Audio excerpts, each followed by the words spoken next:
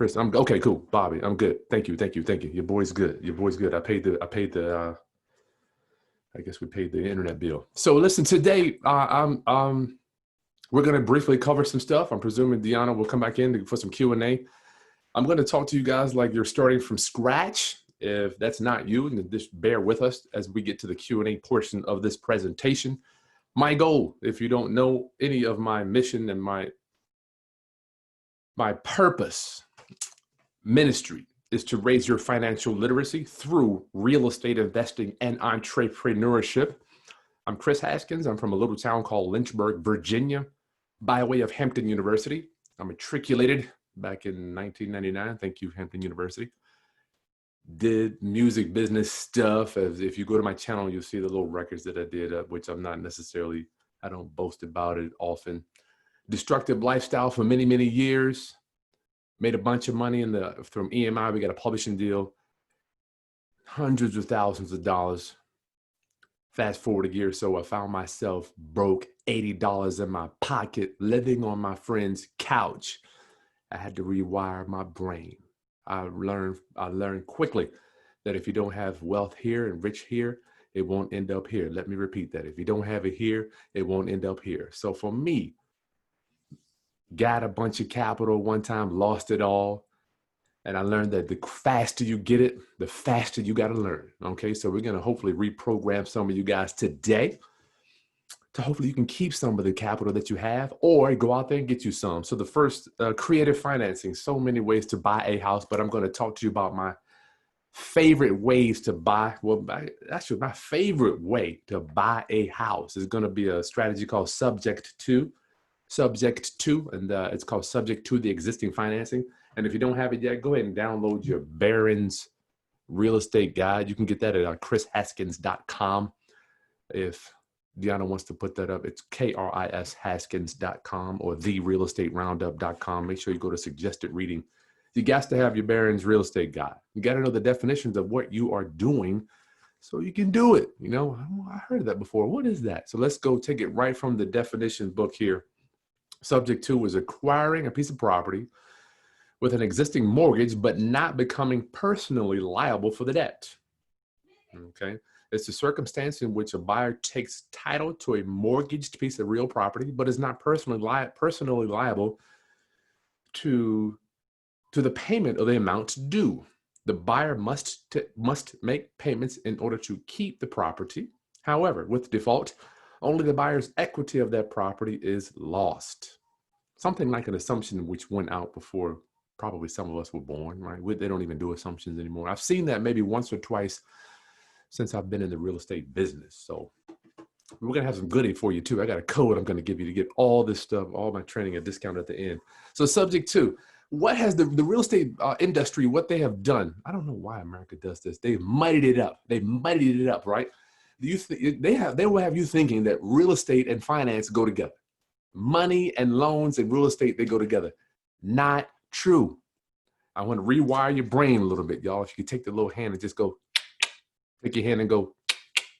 I found that if you don't do that, then you might not even understand the subject to concept. I had to do it too, to rewire my brain. We do not sign personally for debt. I live in a house that I bought subject to, never had to turn in any tax returns. I didn't do a bank application. They never even asked for my credit score. They didn't care how much money I had in the bank. Neither did they ask for a down payment. So subject to is my favorite way to buy. Now, subject to, you have to split, or let's say compartmentalize your brain into two sections, right? Finance and ownership. Finance and ownership, right? Did I spell it right? Yeah, finance. I'm telling you, y'all would have no idea. You would not believe how hard it is to write on the board and talk. So finance, let's just call that your home loan. It is not attached to the ownership of your property. What do you mean by that, Chris? Well, did you know you could sell your house without having to pay off the loan? Yes, that is true. Now, you might talk to a million people, including my parents, which they will probably say, you can't do that. You have to pay off the home loan in order for you to sell the property, right? Mom and dad, if you're watching, my dad, to this day, my parents think I'm out here scamming and scheming over little old ladies and stealing their properties. I don't know why they think that. So finance, let's say you got $100,000 loan. Then did you know that lenders sell loans that are attached to the house every day? They sell the loan. Matter of fact, the loan that I have on this one has been sold 3 times. So the loan that's attached to the property it can go from Bank of America, it can go to Wells Fargo, it can go to Regent Bank. What other bank is it? Dominion. It can go to you name it. What are those big old banks? 3/5 Bank. They sell loans every day, right? So why in the hell can't we sell the property without having to deal with the lender? They do it, but they don't want us to do it, right? I don't know why it's always like that. You can do it, but we can't, right? No, you can't do that. So I say, let's turn it around. Let's turn it around a little bit on them, y'all. So they sell these loans all the time, but you're still the owner. How many of you ever got a letter in the mail saying, oh yeah, you were paying Bank of America, but we sold that loan to New Res or to Priority Loan Homes. Now you got to make the payment to us, right? I remember that when that first happened to me with Countrywide, I'm like, man, they can just sell my home loan and now I got to make the check out to Mr. Smith. Wow, that's pretty gangster. So I want us to live in that same world too. And the good thing about the world that we live in, it allows you to create an unlimited amount of wealth, an unlimited amount of properties, unlimited amount of income streams for you. The world that I want you to live in is unlimited. Okay, as opposed to going to the bank, signing for a loan, turning in tax returns, credit report, debt to income ratio. That is severely limited. I don't want you to live in a limited world. Yes, you may be able to go and buy 1, 2, 3, 4, maybe even 5 houses. But after that, I promise you, there will be a time where the lenders will say, you got too much risk. We don't want to lend you any money. That's why I want you to fall into the creative finance world. Okay, let's keep moving. So finance is not attached to the houses. Okay, so what you can do is you can sell the property but keep the financing in place, okay? You can sell the property, but keep the financing in place. We call that buying the property subject to the existing financing, okay? So I can sell this property. I bought it from Miss Smith. We put it into our trust. That's another step that I don't want to get into today. But that we buy the property, we keep the financing in place, just like they would sell the financing and keep you with the owner in place. It's the exact same thing. And why? Yes, you can do this. But don't take my word for it. Deanna's an attorney, so shoot, ask her. If the attorneys are approving this stuff, then it must be okay, right? Okay, so let's go even further. Once you own the property, then you can do whatever you want. Did you know you can even sell it, which is going to be owner financing? You can sell ownership. Say if I want to sell one of my properties to another seller, did you know that I could even offer them that same financing?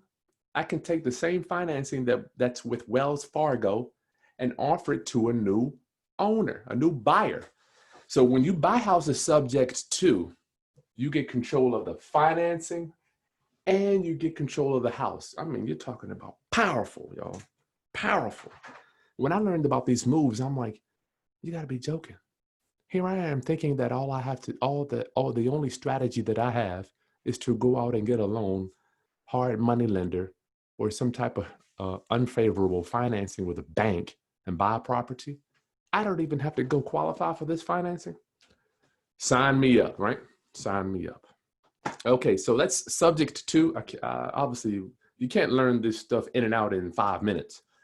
So we'll briefly cover that one. So subject to, I want you to remember that is my favorite way to buy a house. It is my favorite way to buy a house. Why? No bank qualifying, all right? Now then I can turn around and sell it. If I want to owner finance it, that turns me into the bank. I've got control of that financing, right? And we've got some special words we use and some magical documents that we put together that we use. And I'm going to give you a coupon code at the end of this. As long as you watch to the end, we'll give you that coupon code. You can get all my stuff for 30% off because you're Deanna's peoples. So now that we own the house, what will we do with it? What will we do with it? Well, my favorite exit strategy, or one of them, now that we're in a pandemic, I'm holding on to it and doing Section 8 because that's guaranteed money from the government. But if I don't do that, my only exit strategy, I promise you, I'm going to recommend for you is as a lease option. That's going to be the other part of creative financing. Now, you can buy on a lease option. You can buy on a lease option, but let's understand first what a lease option is, okay? So in real estate, we have two rights that one must keep in mind. Once again, I love it, man. It's like a fence. You got to split. Once again, I love real estate because it's black words on paper that real estate speaks through the spirit of documents. Man, I'm going through a lawsuit right now. I can't wait to bring that to you. I'm suing a guy and it's all on paper. So real estate speaks on paper. We have two rights in real estate, right? Possession, disposition. Repeat after me. Possession, disposition. Possession is going to be the unobstructable right to quiet enjoyment. Kris, what do you mean by that? Well, that's kind of like all the property that I own, right? Rental property. There's only one that I have possession on, right? That's the one that I live in. Let me give you an example. I can't go to my rental property. I do have the keys, right? Put the key in and walk in the front door. I just don't have possession, but I do have ownership, right? The disposition is the ownership. That's going to be how the property is disposed of. How do we sell or get rid of this property, right? So in lease options, you got to remember there are two distinct moves. You have your lease, which gives you possession, and you have your option, which gives you the right to disposition, how it's owned. Possession allows you to have quiet enjoyment. Quiet enjoyment. That means you can come and go unobstructed. Just imagine if I were to come at my tenant's property and stand in front of the front door, right? She could call the people on me and have me removed, right? But I can't, if she were to stand in front of her own door and not allow me in, she's got possession. I can't call anybody to enforce one of those two rights we were talking about, right? Which is possession. You got to understand, you got to boil this thing down to the bare bones before you can even implement any of these exit strategies, right? I think that's the big reason that held me back from implementing creative financing, because I didn't understand the rights, right? We've got possession, quiet enjoyment, disposition, ownership. Now, there are documents that allow you to trade these rights away, right? Possession, trading them away. So with my rental property, right? Let's just say one of my Section 8 tenants, I have traded away possession, right? You got to understand this stuff because so many people contact me, Kris, I got a tenant, I can't get them out. Well, they have possession. And there is only one legal way to get somebody out of a property that has possession, and that's going to be eviction.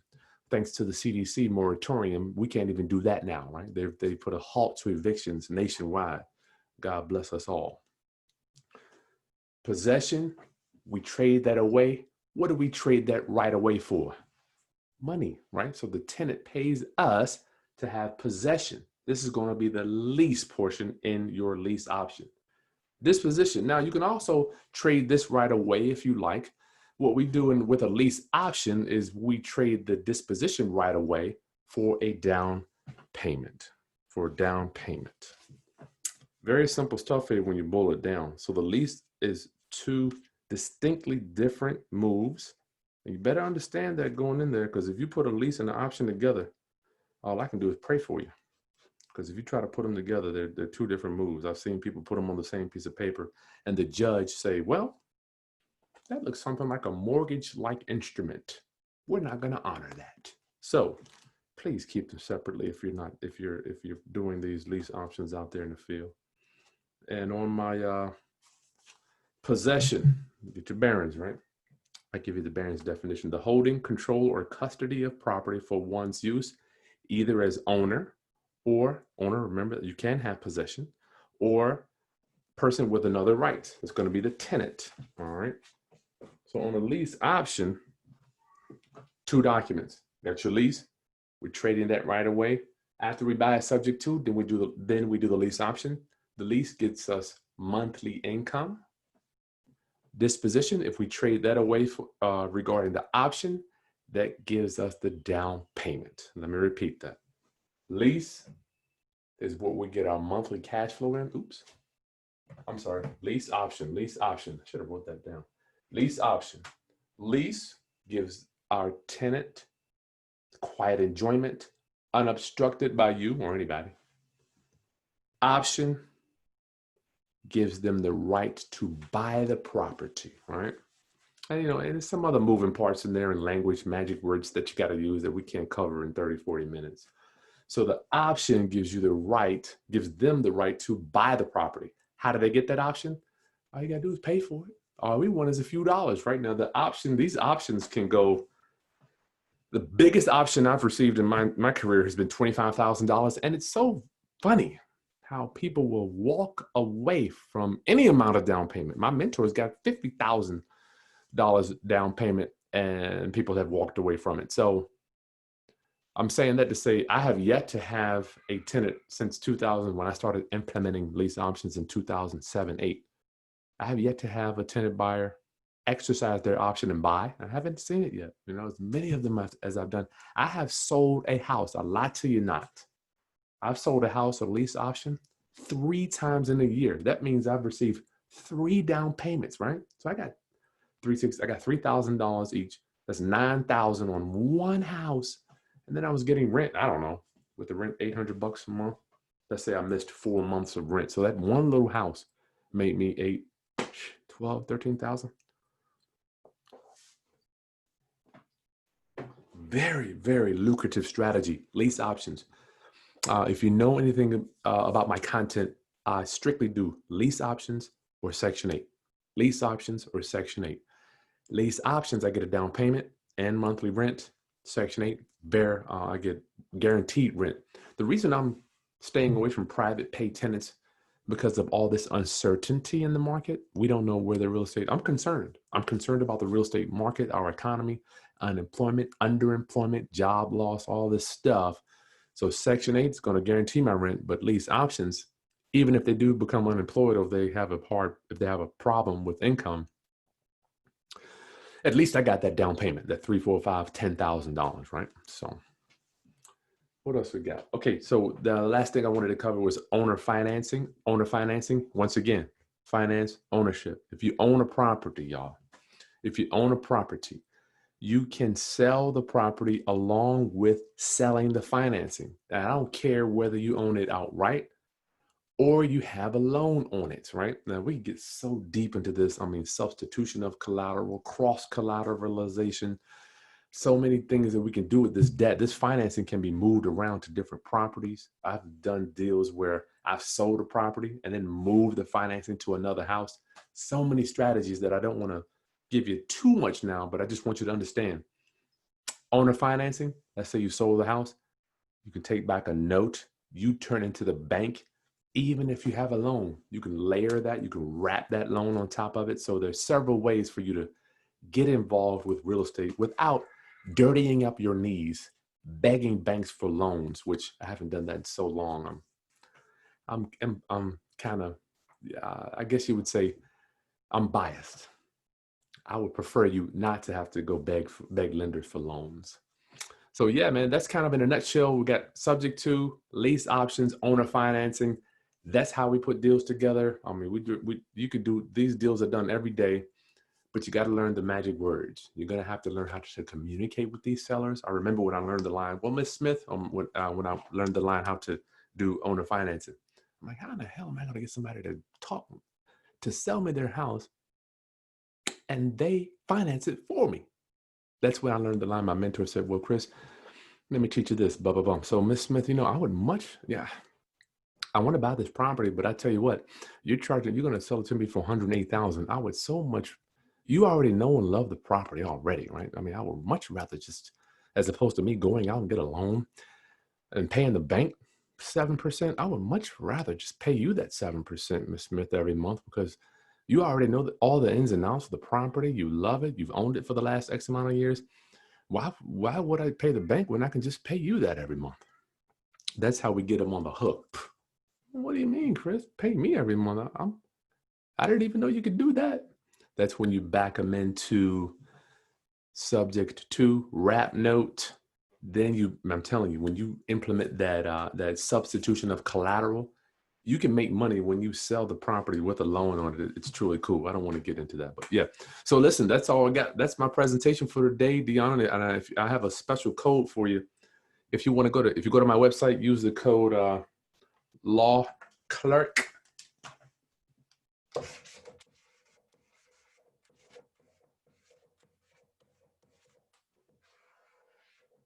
Use the code law clerk.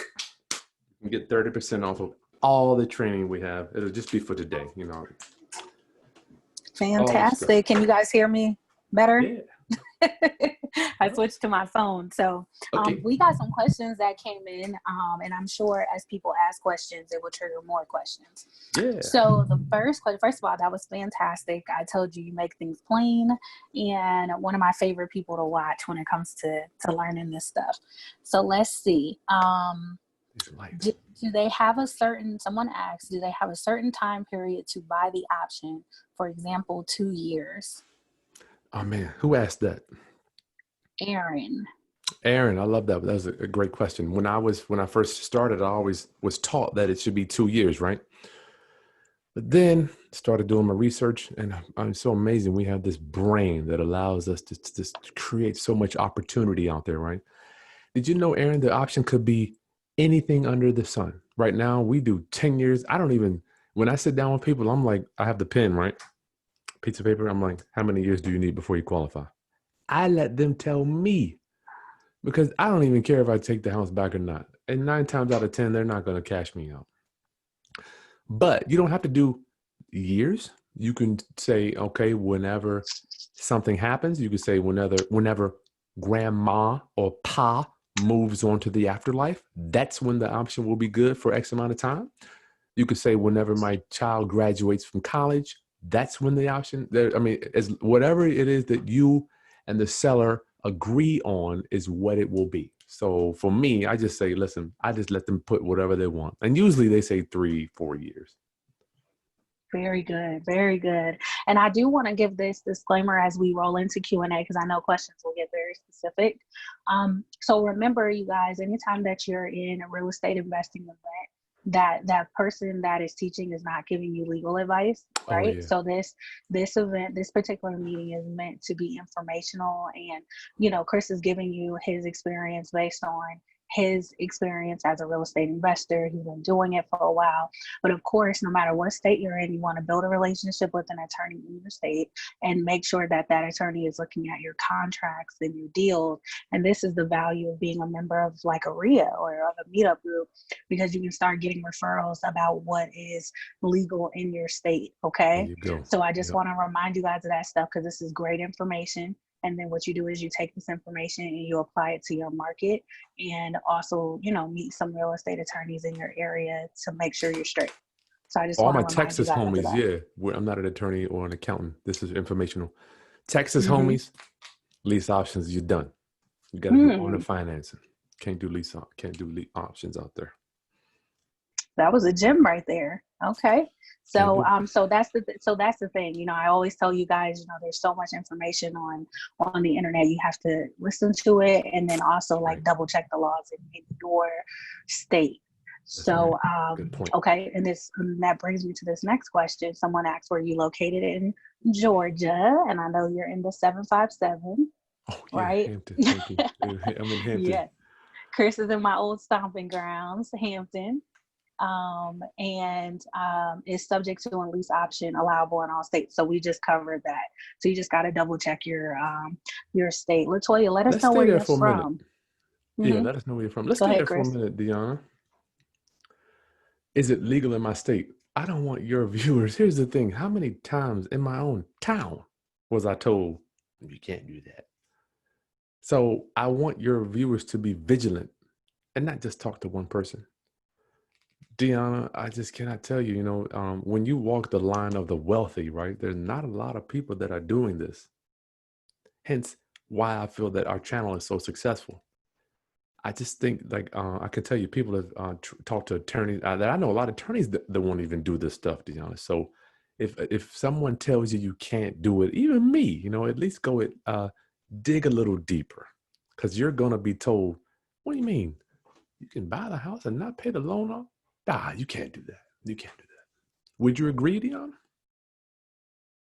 Yeah, I think you have to find investor-friendly attorneys. And so that's the value of being a part of real estate investor associations, being a part of meetups, really knowing and talking to investors in your market and saying, hey, when you did that particular closing, who'd you use? Always be asking that question, and you'll kind of hear the same names amongst your community. So there's that aspect. But yeah, I think you do have to be vigilant, because there are some attorneys that might be okay with one deal versus another attorney that's like, I'm not okay with this. So you do have to build those relationships. So I think that's good advice. For sure. And don't take it, y'all. I cannot tell you how many people took me 5 years to find my team. 5 years. So you guys get plugged in now. And this is pre-internet days, trying to find out who would do a subject to deal. I'm looking for people, and it takes time to build these teams, y'all. Yeah, I love that you call it a team too, because people forget, like, your closing attorney, your all these people that you work with, they're a part of your team. You may not talk to them every day, but you want to have some go-to folks that you can ask these questions. There's so much value in that. That's right. So that's good. Very good question. Very good question. Okay, so we got another one. So with subject to, does the owner or seller, what does the owner or seller receive? Does Kris pay a down payment and then take over the payments, or does he eventually refinance the loan? Okay, that was a couple questions. So they want to know first, what do the owner and seller get? Like, if they agree to this, what are they walking away with? Gotcha. How would you answer that? Who is this? This is Latoya again. Hey, Latoya. Okay. What do they get? Napoleon Hill. What are you going to give up in exchange for what you're getting? Right. I hear you. You got to, man, Latoya, I love it. Always be giving. Always be giving, right? So I'm thinking about when I bought this one here. I don't know. The ones that we buy. Generally speaking, we give the sellers at least $500 to $1,000, because usually, I'm going to say once again, generally speaking, the people that do subject to deals, the reason they're doing a subject to is because they can't go out there and sell for all cash and get a big check. All right. So the people we deal with, they don't have a bunch of equity, or their house needs some repairs, or there's something holding them back from selling it on the market, all cash, close in 30 days. All right. So yes, you want to give them, I try to give them $500 to $1,000. Sometimes, yeah, even if it's no equity, I give them something, right? The biggest thing we're giving them is debt relief. So they either can't afford the payments, they have another house, this is a second house, or it's a loved one that they don't want to keep making the payments on. Someone has moved on to the afterlife, or someone is no longer in the equation, right? So we're offered, the biggest thing is debt relief. We'll come take over your payments. I don't know how long that'll be, Ms. Smith. Could be 6 months, could be 6 years, but we'll make these payments for the life of the loan.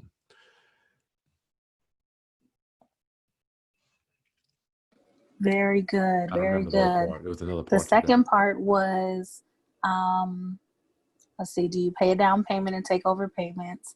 And then do you eventually refinance the loan?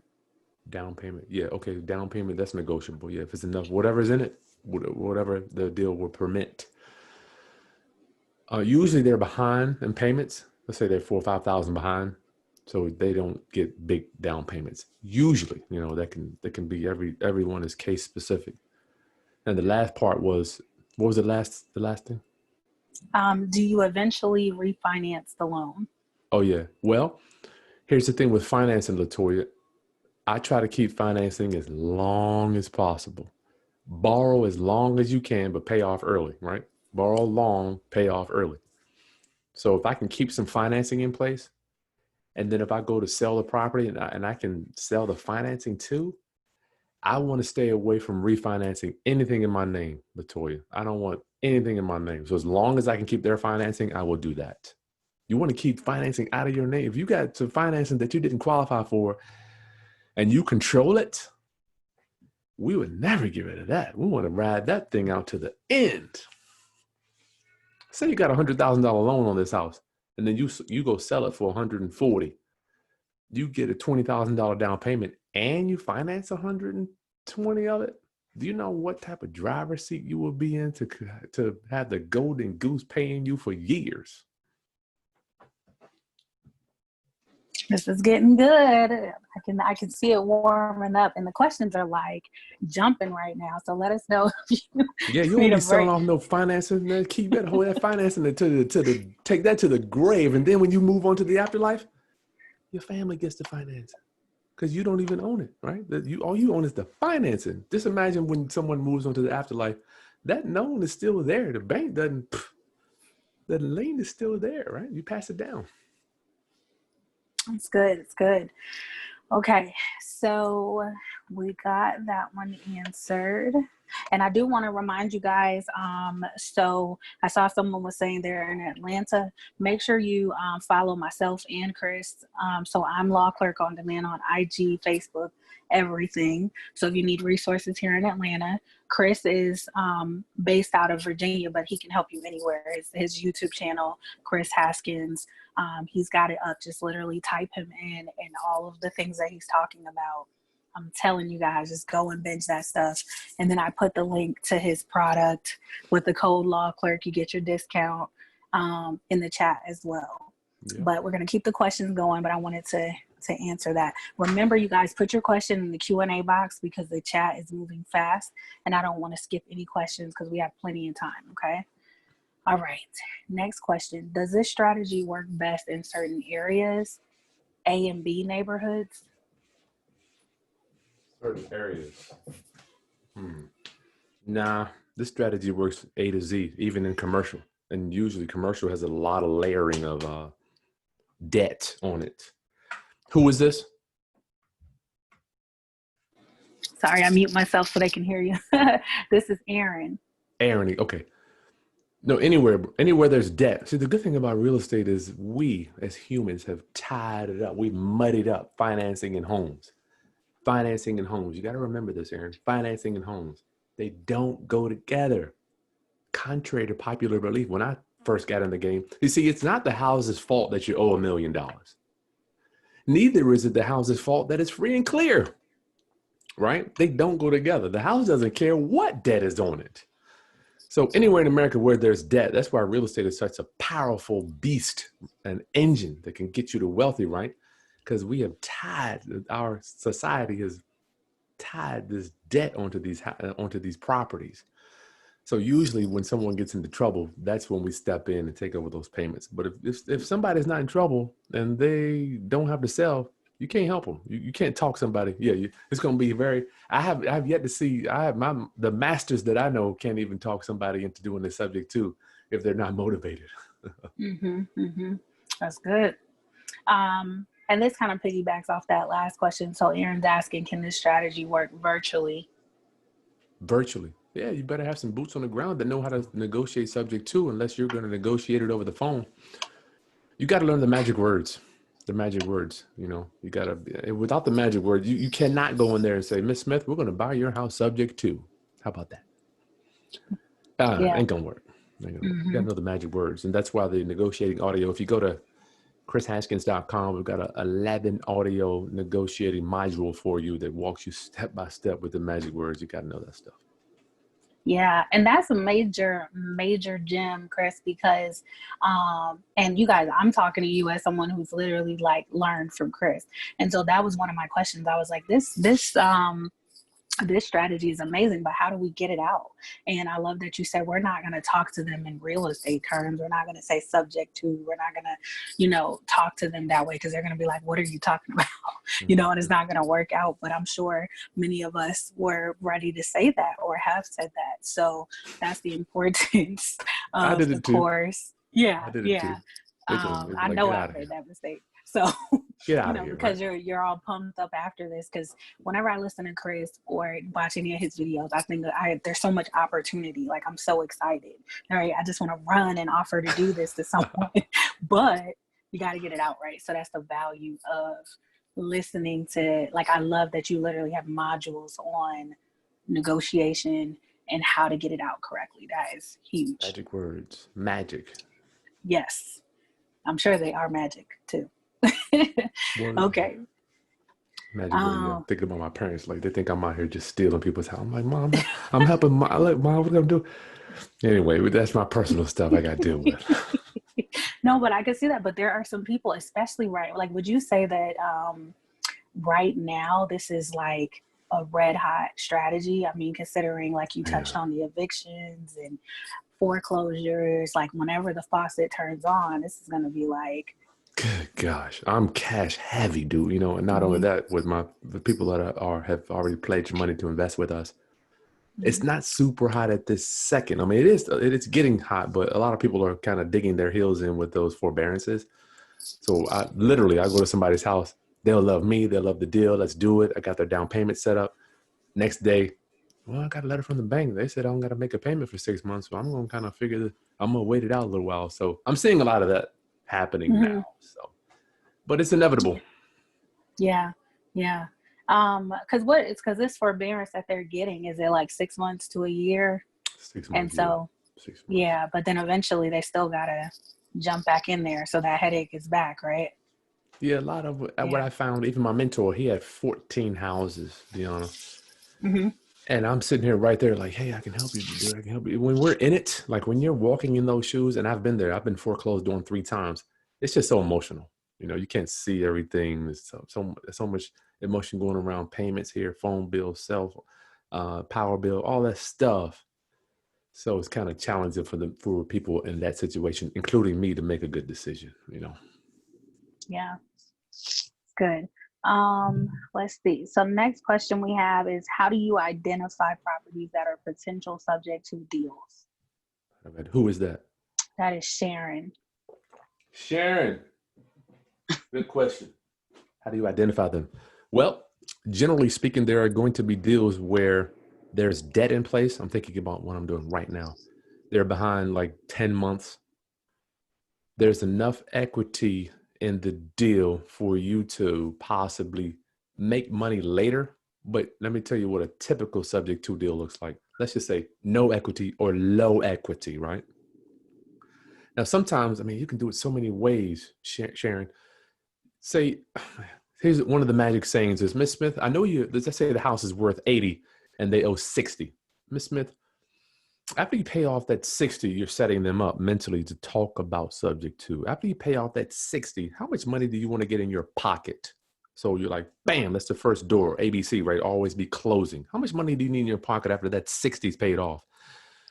Because they're already thinking they're getting 20,000. Then they'll say, let's just say she says, I want 20,000. Then we have magic words to back out realtor fees and transaction costs and all that stuff.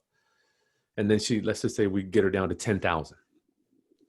So Ms. Smith, are you telling me that you need 10,000 in your pocket after that 60 is paid off? So we want to frame up in their mind what they need, 10,000. Then you walk in with the subject to, as opposed to me paying off that 60. How about I just write you a check for 10,000 and I'll just take over the payments for that thing and we'll move on down the street. So either way, they're getting this exact same thing, or you can pay them more money, right? You can give them more. So there's a bunch of different ways you can frame up a subject to, but you can't find deals. I mean, you can't find deals with equity without finding deals with no equity. And I'm sure if nine out of 10 investors are going to tell you, including me, there are way more deals with no equity than there are with equity. I promise you. Mhm. That's like saying, I mean, there are more people that have paid off their houses than haven't. So we know that's not true. There are more debt on houses than there is no debt. Right, right. Okay, so Aaron is saying, I'm in New York City and I haven't heard anyone use this strategy. It seems Oh, everyone is just using wholesaling strategy. that's why I kind of stay away from that, Aaron. I like Blue Ocean. I don't know if you read the book Blue Ocean Strategy. Everybody wants to do wholesaling, and it's cool. But I'm here to tell you, wholesaling will keep you at the bottom unless you got this machine that's just cranking out 5, 6 deals a month, which then you're making a small piece of it. But wholesaling, I don't know, it's become so known now, and it's cool, but it is a job, and it will keep you working for the rest of your life. I'm gonna tell you one of the saddest things I see. Man, been wholesaling for 10 years, didn't keep any assets. And I saw myself going towards that. And I'm like, you know what? That's not going to be me. I don't want to be that guy, 60, 70 years old, trotting out. Oh, I got to do a deal. I want my assets paying for my lifestyle, dude. You think I want to worry about ARV and maximum allowable offer and all that stuff? When I hit 50, I'm just writing checks. Boom, putting money there, boom, boom, boom. I'm partnering up with other investors. I don't want to be wholesaling when you turn 70. And it's cool cash, but the money is in the stable. That's where your engine is. But yeah, wholesaling is popular, but you can do subject to in every state, my friend. I promise you they're doing it in New York. I got a cousin there. I love I it. mean, I Jessica love it. Siegel's an attorney there. Yeah, she's doing it. I mean,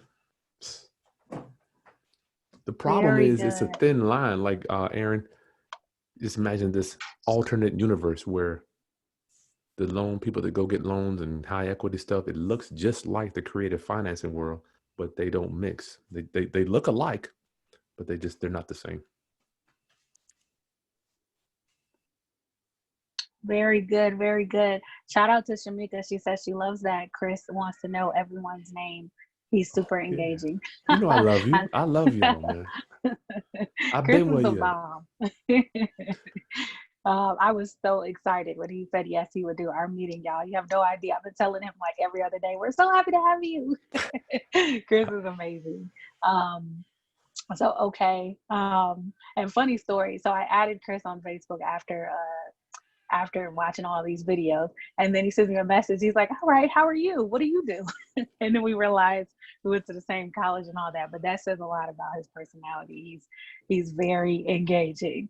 I love the people. I love the people, man. I am the people. I've been the people. I'm like, how the hell do you do all this stuff? Looking at the rich white, look, the rich white dude. I always say it. The rich white dude took me, I went to breakfast with him, starting to tell me, Kris, this should be legal. Let me show you this. Boom, boom, self-directed Roth IRA. Boom, set it up like this. Finance. Who's going to teach you this stuff? Who in the hell is going to teach it? I'm like, if I don't do it, who's going to do it? Wholesaling's cool. Everybody's teaching wholesaling. You can get that. I'm good. That's like step 0.1. Or let's say 0.5. If you ain't got no capital, see the problem with wholesaling, and I love wholesaling. It teaches you how to make money without money, which is great. That is a skill that all investors must possess. How to make money without money, Dion. But the problem, if you keep doing deals, wholesaling deals, it's telling your brain, which your brain is nothing but a what? Magnet. It's always putting out, I gotta make money without money. And you never actually accumulate it to go buy the asset, right? So it's like your brain is just telling and attracting. Not only that, I've met just so many wholesalers. Kris, I want to do subject to. I want to buy something. I'm like, dude, I love wholesaling. I'm not mad at it, but if you only do that, it's wiring your brain. No money. Do deals with no money. You've done deals with no money for 10 years, so you never trained your brain to figure out, okay, I got 100,000. Where's it gonna go? Boom. I got 50,000. Boom. 80,000. Boom. Because wholesaling doesn't require capital. That's good. That's good. Yeah, I felt challenged when I started listening to you. Like, let me think outside of the box, because I do think most of what we hear in real estate is wholesaling. When you start listening to this and you start hearing about cash flow and holding on and stuff, it's like now I'm being stretched to really think like an investor and not just I'm just a wholesaler. I'm just trying to make some quick cash, That's right. So big difference. Oh God, big difference. so good, so good. So Corey is asking, how do you identify these opportunities? So are there some buzzwords, just to elaborate from that you hear from a seller when you're talking to him, to them, Corey, okay, about their yeah. deal? Yeah, I need to get as much as I can get. Well, when we know that there's no, okay, say the house is worth 100, they owe 90. Keyword, I need to get as much out of this thing as I can. I need to get as much as I can. I love that because I'm like, then I know if I can take over that 90, give you 5,000, because you ain't gonna get nothing if you list it, right? 6% realtor fees, 3% buyers closing costs, all that stuff. And we're gonna have our presentation where we back out transaction fees. So yeah, keyword, I want to get what I can get. I don't care what happens. I don't care as long as I get something after the loan is paid off. I love that. They need something after the loan. My favorite question, how much do you need in your pocket after this loan is paid off? Well, boom. Because then you're framing up. The setup is more important than the close, really. It's a gem. That's a gem. Very, very good. Okay. I heard Aaron. I have to keep remembering to say the name. Yeah. Aaron. What up, Aaron? These lights are just sick. Good Yeah. But your background looks so much better than mine. I'll I've just been be the doing this every voice. day. You know, that's what I do, I'm just the voice. I'll just be the voice in a picture. though. So, so I heard Kris mention a trust. Would it be better to put real estate in a trust rather than LLCs? Is that Aaron? Who is that? Aaron. Mm-hmm. Aaron. LLCs. Here's the thing, Aaron. I don't know where you are, and you're going to talk to a million people that have a different opinion. God, I wish I could just come there and just hang out with you for 10 minutes. I don't know what crazy person would take an asset not only and put it in their name, right? I've done it. We don't want to do a 6 or 7 figure asset in our name, so we're not doing that. Aaron, but even in your LLC, you know how easy it is for me to go find who the registered agent for that is and serve you with some paperwork and come after you and maybe attach a lien on it. I got clients that call me all the time. Kris, I got a lien coming down the pipeline. So we always promote 100% of the time in a trust because you can always make your LLC the beneficiary, Aaron. You know, so it's like you got one layer of trust, beneficiaries in the background. And I'm glad you're asking me. What I'll do is I'll go ahead and do another land trust class this Thursday. That's just a huge need for this stuff, man. Where you at, Aaron? Where's he at, by the way? Aaron, tell us where you're located. Yeah. Asking some good questions today. You're going to go to Was somebody. he I feel like he said, was he the one that said he was in New York? I guess we'll find out. I feel like he said he was in New York. You're going to go So he's somewhere. asking some good questions. They're going to say, you can't use trust here. That's not the people you need to talk to. You need to move on. Because by law, you're only supposed that only 6 or 7 states have a statute for a trust, but that doesn't mean you can't use them, you know? So I wish Very someone would good. talk more about this stuff. Yes, yes. Don't forget, guys, go to the link, krishaskins.com. Use the code LAWCLERK to get 30% off of all the stuff, even my landlord's guide to Section 8 housing. I make that available for you today only. Just all the subject to, lease option, all that stuff. Okay. And I'm putting it in the chat. Remember, if you have questions, guys, go to the middle of the screen and use the Q&A box because we have comments and questions mixed in together. So I don't want to miss anyone because we do have time. Huh? Oh, go ahead, Kris. I'm sorry. Somebody asked about the due on sale, but that was in the, I don't know. Oh, yeah. That was in the chat. Yes, I do remember that. See, that's why because I'm very organized with the Q&A box. So I check them off to make sure we don't miss you. But if you're in the chat, I miss you. But yeah, Kris, do you want to address the due on sale clause? Since I do remember that one. Nothing you can do about it. If the lender's going to call it, they are going to call it. So make sure you have a contingency. But I've only recently had a friend, okay, say they do sell you the house, right? You can always put it back in their name and call it, let's say if Kris Haskins sold you the house, you can put it back in Kris Haskins LLC. You can put it back in Kris Haskins Trust. So that's what my friend just did. He had one called a few months back. But yeah, I probably have seen, I've never had it done. My mentors, their collective experience is like 40, 50 years of subject to, they've seen 1 or 2. So I don't even think about it. Very good. The next question is from Corey. Corey asks, can you apply this strategy abroad? Abroad? Are you talking about in Australia or something? That's what it sounds like. No, I know we covered virtually, but out of the country. I don't know about that, bro. Man, I don't know about that. Leave that one alone. You're talking to the wrong people on that, bro. Who is that? Corey? Corey, man, shoot, you above my pay grade, bro. I didn't get on your level. That's funny. So sorry, Corey, we don't have an answer on that one, but very good question. Okay, next question is from Matasha. Hopefully I'm saying her name right. Matasha asks, is this your primary or only way of acquiring properties? Most investors I've come across are preaching pay cash or own outright or use other funding to repay rents. I don't know why they would say that. Natasha, you made a question, then you made a statement. The question was, is this my only way? Right. Is this your primary or only way of acquiring properties? Oh, heck no. I mean, I've got my own cash set up. I've got my self-directed Roth IRA. Got my wife's self-directed Roth IRA. I've got my kids' college account. Both of those two, they can buy. I've got a ton of private money set aside. What else? I do have hard money guys too. I mean, there is no deal that was going to come across my table that we can't finance.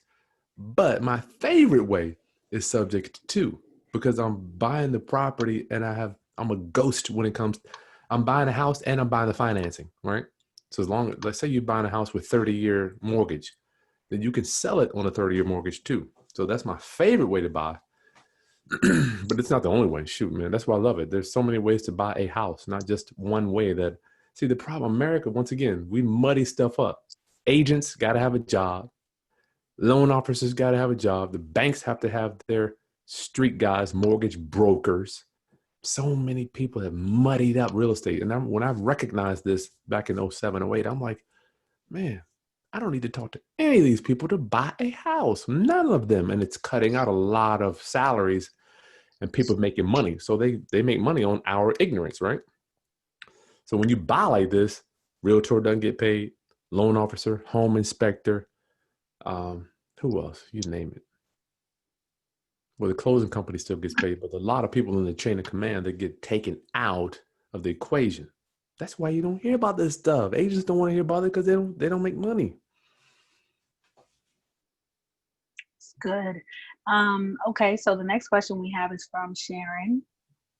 Have you ever encountered a situation when a bank prevents a house from being sold and subject to deals? Sharon, great question. Remember here's our fence. Ownership, finance. Ownership, finance. Let me ask you, Sharon, I'm going to frame this up as a question. When the bank sells when Wells Fargo sells their loan over to, let's just say they sell it to Bank of America. When Wells Fargo sells their loan to Bank of America, do they have to ask you? I will answer that for you. No, right? So when you sell your property to Kris Haskins Trust, do you have to ask the bank? Just like the bank doesn't have to talk to the homeowner, homeowner doesn't have to talk to the bank, guys. You ain't gonna get it. You ain't gonna do it. You can go out there, you're gonna say, you know what, let's pay this loan off. Was that Sharon? Was that Sharon? Yes. Sharon, don't forget, don't beat yourself up. It took me 3 years of listening to audio, talking to people, studying, talking to attorneys, traveling, meeting people before it actually sunk in my head that you can do this stuff, okay? So just like the lender can sell your note, Deanna, is there another name for that other than just selling the mortgage? Not that I can think of right this second, but they just sell it. They just sell it, right? Yeah. I mean, it's like you come home one day, you get a letter from Wells Fargo. You're like, damn, I was just paying Bank of America the other day. Right. You could do. They don't call the homeowner and say, hey, Kris, you mind if we sell this loan to Bank of America? You think that? It's almost funny. The homeowner doesn't have to talk to the bank either. I'm gonna sell this house. I'm done. What is the main thing the bank wants? They want their monthly payment, Sharon. As long as that monthly payment come in, generally speaking, the bank doesn't want to hear from you. They don't care. Now, we do have some documents in place that I will say there are 5 docs, which we can't get into all that today. There are some moving parts you got to have in place when you're doing this. It's crucial, or the deal will fall apart. So I'm not, I'm making it where it's surface level today, but there's several docs you got to have in place when you're putting all this together. And in regard to the documents, you have those documents available on your website, right, Kris? Yep, all that stuff there. Just the subject to doc pack, the lease option document package. I mean, everything. Y'all can get it all. Just use the coupon code Law Clerk and get 30% off. Don't forget your coupon code. So now here's the thing, guys. So I always have to give you this disclaimer. So here's the cheat code. So you get Kris's documents, and then you take that to an attorney in your state, and you just ask them to review it, and it makes your life so much easier. And the attorney is going to appreciate it because it's already done. We know Kris's attorney drafted his documents. So they're going to be tight. But anytime, this goes for, even if you get stuff online from different groups you're in, you always just pay that, couple $100, if it's even that, to have someone just give it a quick once over and make sure there's no paragraphs or clauses that don't apply to your state. But Kris has got literally everything you need on his website already, which is pretty dope. So someone asked what your website is. I'm pasting it in the chat again for you Oh, guys. I made it a short link. So you I'm just sorry. click that link and he's All putting it right. on the board too. And you just use that code law clerk to save.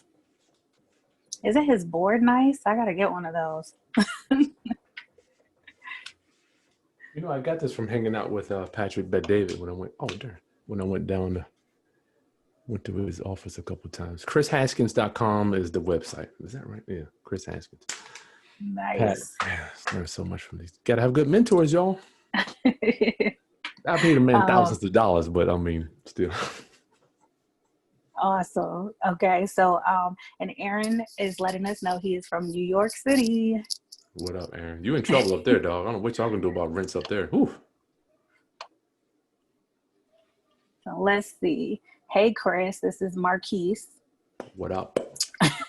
Good info as always. What list should I market to get subject to and lease option leads? That's a very good question. Well, I know Deanna has a beast of a list. I know the probate list. That's where Mm-hmm. I got this one from here, where I live in. We do probates here, pre-foreclosures, but that's kind of slowed down now based on this forbearance mess we're all in. With Facebook, people coming in. The problem is the pressure isn't on. Like before, subject to the bank's coming, bank's Mm-hmm. lurking, right? But now they're like, I got forbearance, I'm good.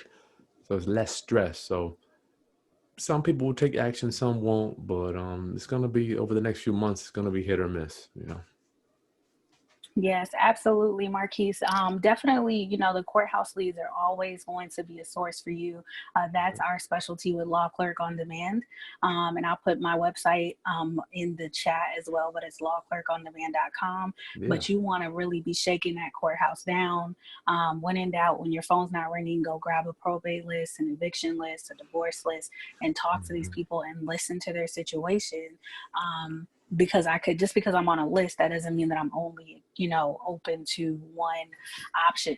Like Kris is giving you 3 different options on top of what we know about, cash and you holding in all these different things. He's giving you all these options. So you're just listening to their situation and seeing what fits, right? But a Yeah. good source is going to be to go to your courthouse or order a courthouse list. You can get it from us and just start digging. And these lists are going to come with phone numbers. So your probate list has phone numbers, eviction list has phone numbers, and just call these people, text these people, send mail. Text. Yeah, text. Yep. And the phone numbers are going to be accurate because if you're going to the courthouse or you're getting a list from the courthouse, you don't have to skip trace because the phone numbers are typically included. Now, if there's no Nice. phone number listed, then of course you got to use skip tracing. Nice. That was a very good question.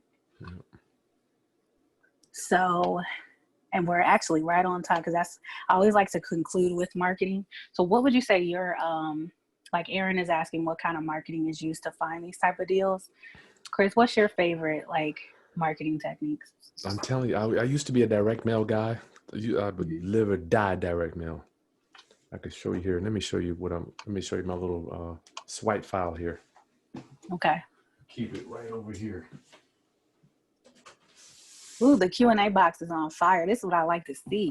Yeah, So I know you Q&A. guys are enjoying it. I'm a fan. I'm like a student of direct mail, right? Mm-hmm. I mean, letters. I want to buy your house because, I own a bunch of houses, so I always get letters. Look at this one, isn't that cool? Somebody wrote a whole, I have taken the time to write you this letter. Yeah. Right. You're so funny. I've seen you do this on YouTube where you're like, guess what I got today?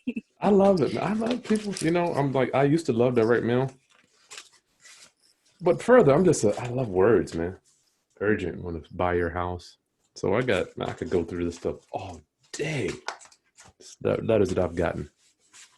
Direct mail used to be my main thing. I still do it a little bit. I'm telling you, social media, dude. Social media. Everybody, I'm looking at when I walk in my house. I look at my family like we're just a regular family. We're the other 300 million people. When I walk in the house, this is all I see. And my family, they're Mhm. just sitting there on a freaking device. So I'm like, you know what? I personally, y'all probably won't believe this. I hate social media. I can't stand it, But social media doesn't care whether you like it or not.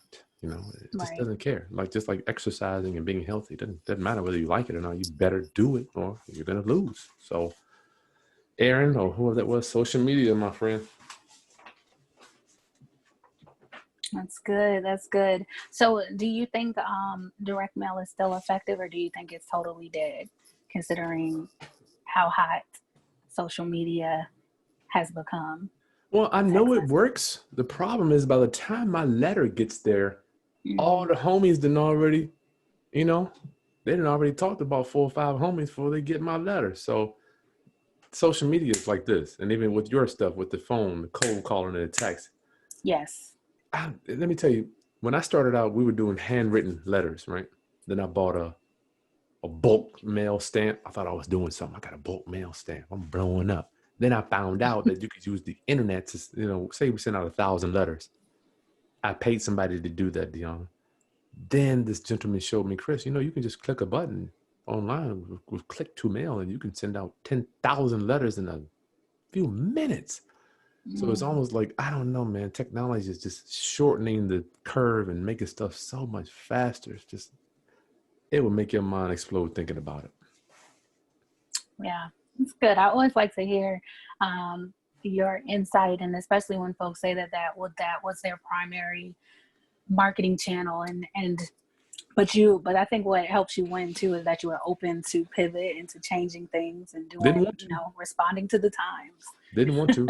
I fought it for a long time. I hated social media. Doesn't matter. Hmm. Okay, so we've answered the contract question. Still got folks asking about contracts, so that is available on the Oh, website. yeah, is that backwards? I don't know if they can even read it. Let me see. You looked like you were. No, you're fine. We can see it. Okay. And it's also in the chat as well, guys. Oh, all right. So, Use the code law um, clerk. Get your discount. law clerk. Okay. What are your top 3 responses to overcome objections? My first one is the take. To be honest with you, I like the takeaway. If this is going to keep you up at night, I got it from Ron LeGrand. Miss Smith, if this keeps you up at night, this ain't for you. I just like the takeaway. I'll try that one. Then, damn, he don't really. I thought he wouldn't have wanted it. It's like that whole cat and mouse dating thing. I don't want it. I'm good. The takeaway is my favorite. Second one is like, look, I can understand. This isn't for everybody. But let me show you my credibility kit that I always roll with. It's like an inch of referrals for people that we've already taken over their debt, so they can call them up. I guess I'm getting, who was that? Oh, I think that was Shamika. I just cleared it. Oh, no, Shamika. So, Shamika, everybody's different. Like, I'm to the point in my life now, I don't care whether I buy another house. I just don't even care. They're going to come. So if I'm getting some resistance, I'm like, I don't know, I'm done with it. I need to change that, right? Because my mentor is like, Kris, you're letting a million deals go. I just don't care about buying these houses. They're all headaches. You think it's a great opportunity and then you get into it and it's just a nightmare, right? But if I were to push, right, I got my the takeaway credibility kit, then why would I do that? Well, we're going to pay you. I'm willing to sacrifice $5,000 of my money to take over this payments in exchange for ownership of the house, right? So I don't want to lose my money, Miss Smith, right? So you can always pay. The more you pay, the more well, not all the time, but money usually says, listen, I'm serious about it. And last is, look, if you got a million videos on the internet, somebody clicks your name and they see that you're a credible guy, you're already doing millions of dollars in transactions. It's hard to beat that. I mean, it's hard to deny that. Good, good. Sharon says it makes sense to me. Thank you. Yeah. Oh, Sharon. Okay. Good. Get your digital footprint up, y'all. Get it up. Yes, yes. And let's see. So, someone asked about your portfolio. Are you in? Shamika asks, "Are you in multifamily, small or large?" Okay. Single I don't family think right we now. mentioned that today. I'm looking into it though. I got a guest coming on in 2 weeks that's putting a program together to help me get into that. Okay. I'm just And lazy, old. Marquise, we just covered the list question. Do you have a favorite list?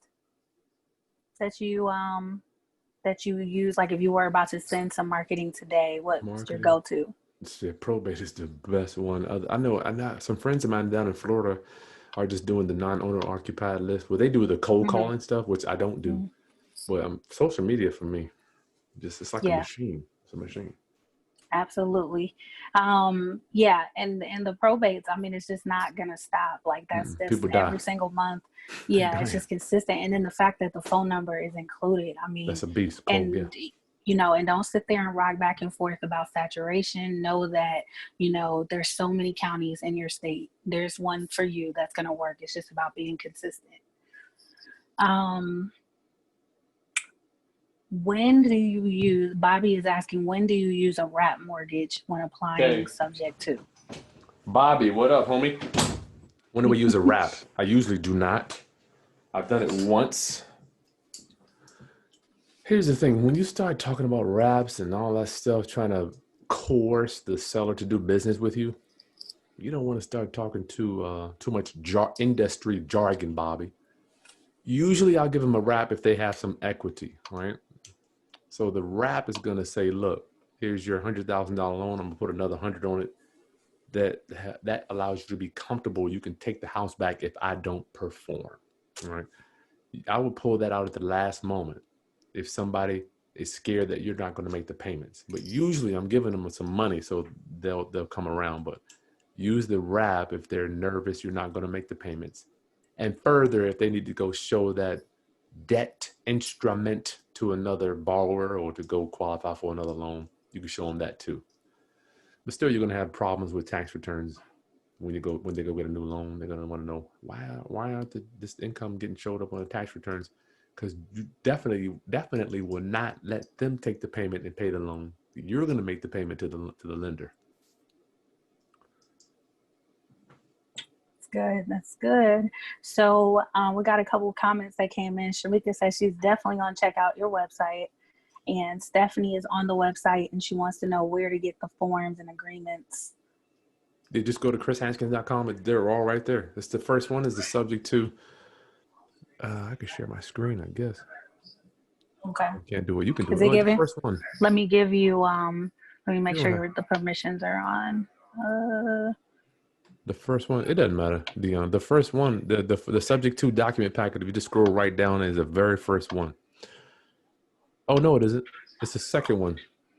Third. I'm bugging. You'll see it right there. The subject to document packet right there. And the land trust doc pack is right after that. I'm sorry, not the land trust. The lease option is down below. All that stuff there is docs. You click on, you get them. Shamika. Sorry about that. I don't go to the site every day. Okay. Click on the little image there to take you right to the page. Okay. And if at any point you want to share something, you do have that capability. Oh, okay. I just turned it on. Let's do it. Why not? Oh, yeah. Here, share, I'll take it off. So if you come to the very top, KrisHaskins.com, all the trainings here, the Section 8 course, the negotiating audio that's going to help you with the magic words. Subject to doc pack is here. All the documents, the 5 you got to have. Subject, the purchase and sale agreement, authorization, power of attorney, the disclosures, and the CYA letter. You got to have this stuff. Land trust, that's where you take title instead of putting your house in your name, put it in a trust, and your lease option packet, and a bunch of other stuff down here too. Memorandum, bunch of training there. Stop share. Okay. Very good. Very good. Let's see.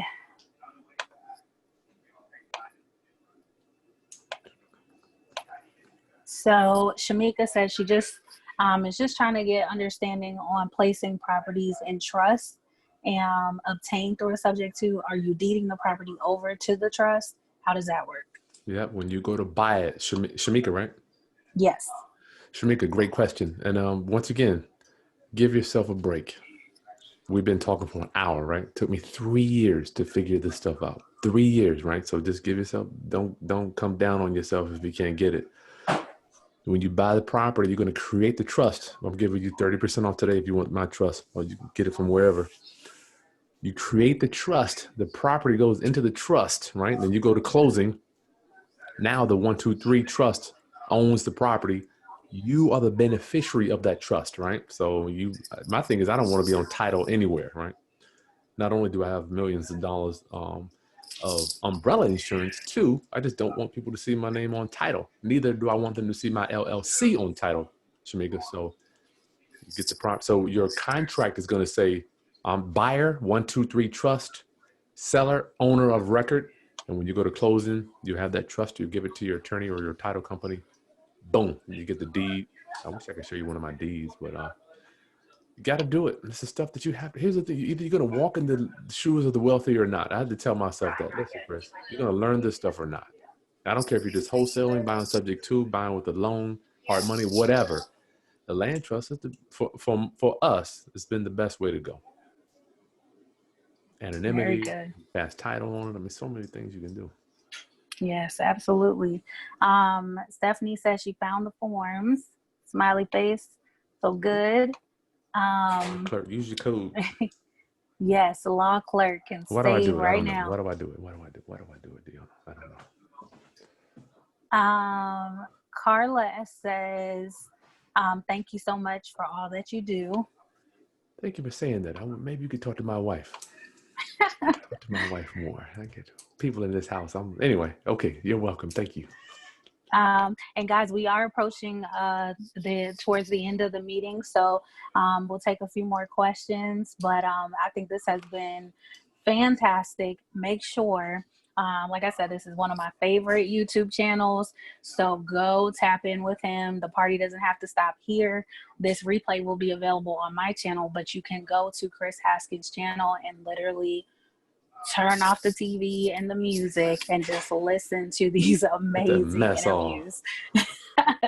Yeah, and that's the thing, as investors, so we got to take a break, and it's amazing how much you can learn if you really tap in with this stuff. So he's a great research who I tell you guys about all the time. Yeah. So, all right, does Kris ever sub to a property that may need major repairs done? This is Aaron. I'm doing one now. Hey, Aaron, you're a beast. You want it. Absolutely, man. Anytime I could take over debt, unless it's bad debt, that's high payment and it's due soon, or it's an adjustable rate mortgage. And I don't like dealing with that stuff because it's hard to pass on. Anytime, Aaron, anytime I could take over debt or buy a house without qualifying for that loan. Yes, I'm going to do my best to do that. Okay. I'm going to do my best to do that. If I don't have to go raise the money, it's already there. Yeah, Ms. Smith, the loan's already there. I don't want to go out and raise another $80,000. I could just take over this one and pay you. All right. Sharon is asking, how much cash does one need to get started? Get started God, with what? I have no idea what you're doing. Okay. Wholesaling or at least subject to building. I don't know. I guess that just depends on what your your real estate goals are. I could not even begin to do that one, Sharon. You got to get away. That's one thing I learned from Bet David too. We got to be real specific with our questions. I'm not saying that you're bad. I'm just saying we can all do better with our questions. Okay. Carla is asking about formatting, I guess, her messages to market on social media, like Facebook and Instagram. Any tips on? Depends. Here's the thing. I've got a guest coming on my channel to help you with something called a disc analysis. Analysis. I hired the people from ET, right? So anyway. Yeah. My bad. So in the disc analysis, who was that? Sharon? Yeah. No, that was oh my gosh. I'm sorry. Sorry. I'm clicking and checking off stuff. But oh no, that's Carla. I had a cousin named Carla. Here, when I took the disc analysis 3 times, right? I'm something called a high I. That means I interact with people, right? I can see that. I work well with the Deanna. I don't know what you are, Deanna. Do you know what you are? C. See, I love working with C's and geeks. I'm like, if you put me in a room with a bunch of geeks, we're gonna take over the world. See? Yeah. So I stay out of that lane. Carla. So I have a whole team that does that. And if you want more about that, just go to my site. You could click on coaching and training.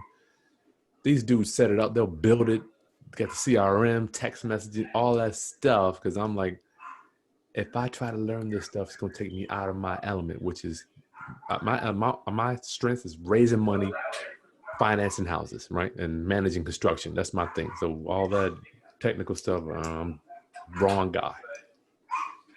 Okay. Very good. And I think Carla's in the morning meetup. Do I have morning meetup people in here? Tell me in the chat. The morning meetup is a morning coaching group that we all are in. So I think some folks are in here. So they know about DISC. DISC is such valuable information and insight. You talk about running your business or just, getting your total performance out of yourself. Yeah. I thought Carla, she says, yeah, she's in the morning meetup. Gotcha. Okay. So she also asked, Carla's asking about the 30% discount. Is that for all products on the website for today? Yep. That's for today.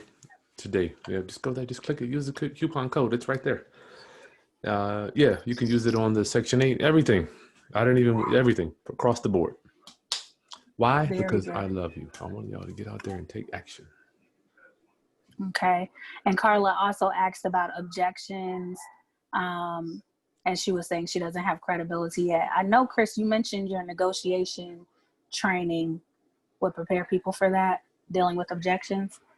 Yeah, I don't know how much. I'm sorry, 1 second. Please.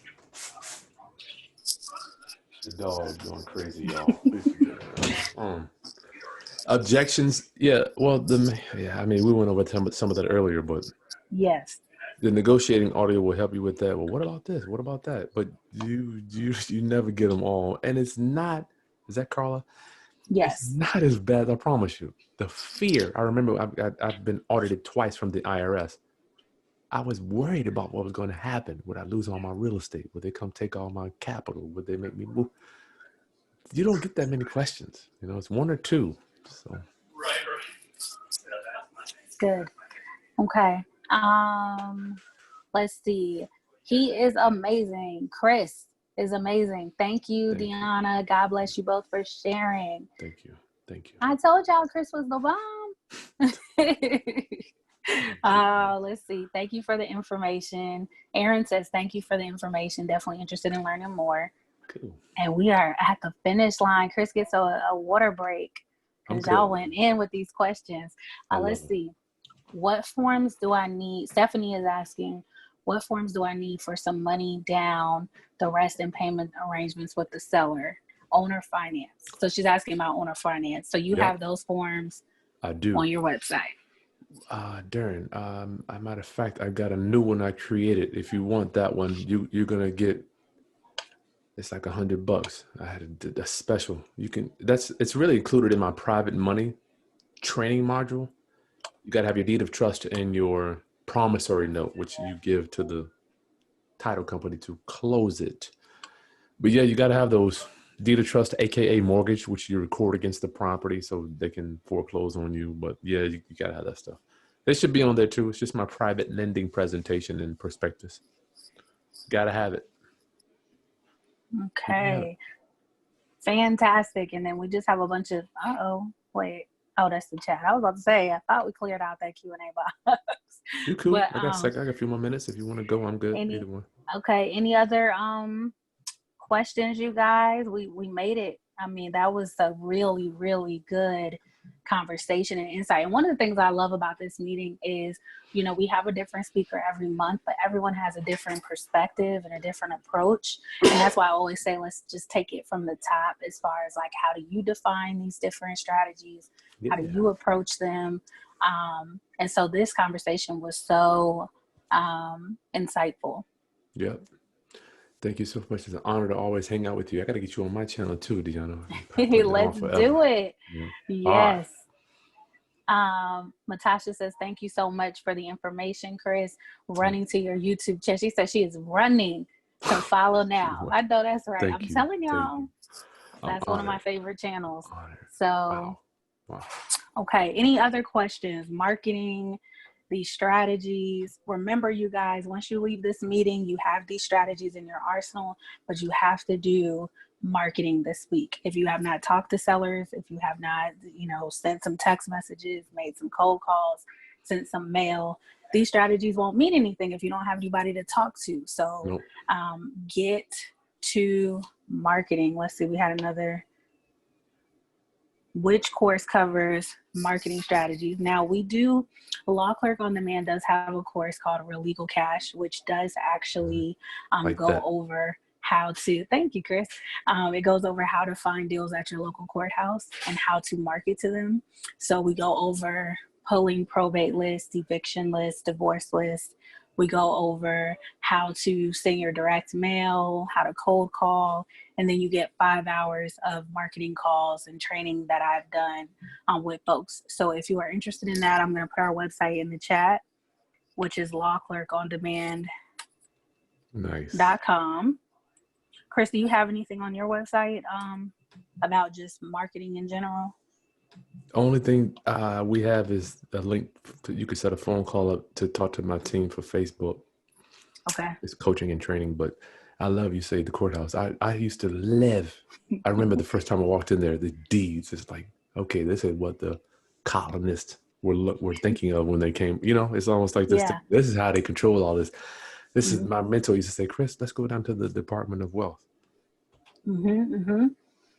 I think every investor needs to take their butt and at least walk through there, Deanna, would you say? Yes. So you can kind of get a sense for, good God, this is where it all, that's how they control the country.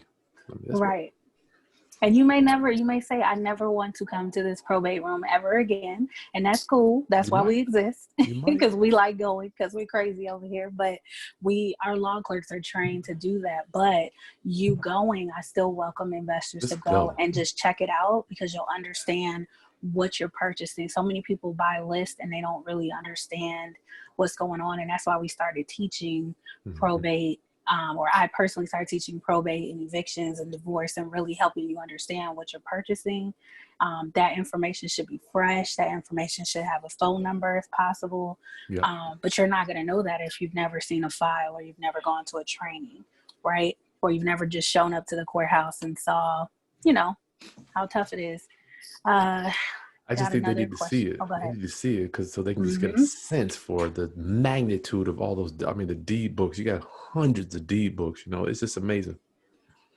Yes. So Latoya says, Deanna, when is your next class using lists? So we'll be ramping back up next month. I'll be doing some more teaching. Right now, you can go over to Law Clerk on Demand on YouTube. I have tons of free training. Also at lawclerkondemand.com, you can grab a free probate training today. And just kind of get started. But I have a ton of information on YouTube. If you join the RIA, I have webinars in there as well. And then, of course, the best thing, the most comprehensive way to learn how to pull the list, market to the list, is the Real Legal Cash course. But just feel free to just email me, or at admin@lawclerkondemand.com. I'll put that in the chat too if you guys have more questions. But just make sure you follow me on social media as well, Law Clerk on Demand. Kris, you're on Instagram and Facebook as well too, right? This Kris Haskins, I need to do better with that stuff. Just you know how it is. Yeah, we all have like one channel that we do the best in. Like, I think you crush YouTube. YouTube works. And my YouTube needs to grow. But I'm active on Instagram, I think, the most. Pick your channel, right? Yes. Pick one of them. Yes. As long as we you all got have one. So any other final questions, guys? I'm looking back and forth between the chat and the Q&A box, but I think we got to, there's one. Kris, so when is your speaker coming to teach on DISC? Oh, I just met him Thursday. We talked yesterday. We're talking again Monday. I pray it will either be this week or next week. So he's going to give us a DISC analysis. That's a good question. The guy's name is, what's his name? Just had Quan. Hold on a second. Oh, there it is. Dewan. When I saw him. Oh, yeah. Matunga. Isn't that his last name?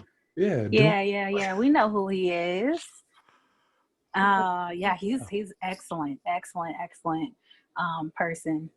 Yeah, you might be good at getting certified in that too, Kris, because you're a people person You and know, you're doing so much teaching. I just found out that I just, I didn't even put the two together. Kris, you Hmm. don't work with geeks. I married a geek, right? But I just didn't. My wife's you asked her to say 5 words in front of a camera. She'd rather just die. So it's like I didn't, taking the analysis just kind of makes you say, okay, all right, that's why. Damn, well, that's why. So with time. Well, I look forward to seeing that interview. That's gonna be good. Good good interview. And yeah, disc is important. That conversation is certainly heating up. And I've heard that you can implement that into your marketing as well. You appealing to those different types of folks in your marketing. So that's a good question to ask him. I heard like the beginning of that conversation, and that's something I want to learn more about. Nice.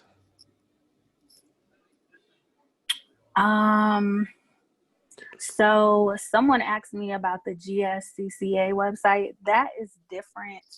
That's a different purpose. So I think it just depends on what you are trying to locate, as opposed to going to the courthouse. Most of these lists that I've mentioned, and that's Elvin asking that, most of the lists that I've mentioned, you need to physically walk into the courthouse, blow the dust off the files, and get the information. There's no Nothing's gonna beat that. shortcuts. I don't care what program you Yeah. got. I don't know how I mean, some of the programs are good, but if you're you get you get it right there. Yeah. You gotta go in there. So, yeah, for it. But that's really, and I think that's what makes them such good information and good lead sources, because most folks are not going to do that. So now, and we're not saying that you need to go, but if you hire someone like such as Law Clerk on Demand to go in there, you're hiring us to go put in that elbow grease and go get it for you. Nice. Right. And so that's going to bring up the quality of the information that you have, because if it's easy to get, then everybody's going to have access to it. But some of these counties, you might go in there and ask for the probate records, and they're shocked that you're even there because nobody's asking for it. So that should be having you excited. You know what I mean? Because that means less letters, less phone calls, less text messages are going to those people. That's true. That is true. So cool. All right. Do we have any final questions? And Kris, if you can remind everyone about how to connect with you, tap in with you.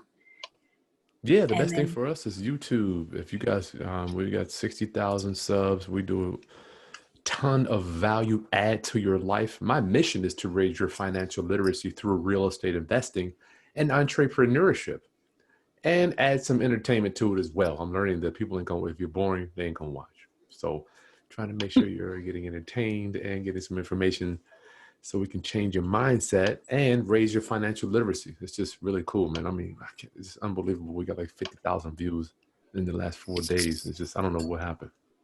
So YouTube is the best place to get me. And then next is Facebook, Insta. But if you comment on a video, it comes right to my phone. I'm very interactive with that. Fantastic.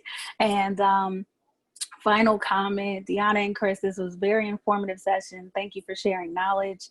I found both of you on YouTube and will be listening. This is Sharon. Thank you, Sharon. All right, fantastic. So once again, you guys, my name is Deanna Britt. I'm the owner of Law Clerk on Demand. You can follow me on Instagram, Facebook, everywhere, pretty much under Law Clerk on Demand. We are on YouTube as well under Law Clerk on Demand. And then if you have more questions about getting lists from the courthouse, just go to lawclerkondemand.com, or just send us a message on social media and we'll make sure we get right back with you. And again, this group is a subgroup of South Atlanta RIA, which has other virtual resources available to you. So definitely consider joining South Atlanta RIA. You do not have to be in Atlanta to join it. We're actually a virtual RIA, so you can be in any state and take advantage of the webinars and meetups and things that we're doing. Okay. Cool. So I think that is everything, Kris. I want to give you your flowers. I think you are a gem on social media. Thank you so much for giving us your time today and coming in, and tremendous value. Thank you so much. Yep. Don't forget, guys, Law Clerk. Use the coupon code to get 30% off. Just go to chrishaskins.com. You can get everything there. Deanna, nice meeting you. It's an honor to hang out with you. Yes, of course. And thank you guys so much for attending. We'll see you next month for the third Saturday of every month at 12 p.m. We are a virtual meeting. So we'll see you on the next one. Have a great Saturday, you guys. Peace. Bye.